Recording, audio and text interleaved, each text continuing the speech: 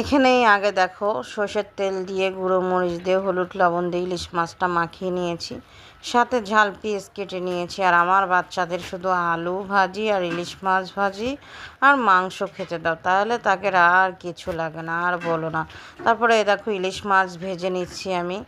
ইলিশ মাছ কিন্তু সুন্দর ডিমেলা ইলিশ মাছ।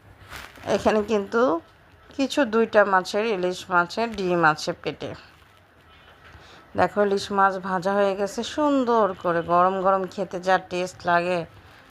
তারপরে দেখো এখানে আলু নিয়েছি, হলুদ দিয়েছি, লবণ দিয়েছি, গুঁড়ো মরিচ দিয়েছি। তো বাচ্চারা আলু ভাজি পছন্দ করে, তো একদিন গোল করে একদিন লম্বা করে। আচ্ছা, ভিডিওটা দেখতে মনে হয় না কত সহজ, আসলে না, ভাজি কিন্তু করে তারপরে আমি তোমাদের টেনে ভিডিও ছোট করে দেখাচ্ছি। লম্বা ভিডিও দিলে তোমরা তো বিরক্ত হয়ে যাবা। তো আমার ভিডিও যা প্লিজ, জানি না কার কার পছন্দ। তো দেখো ঝাল পেঁয়াজও ভেজে নিচ্ছি। আমার ইলিশ মাছ ভাজি আর ঝাল পেঁয়াজ হলেই দারুণ টেস্ট লাগে।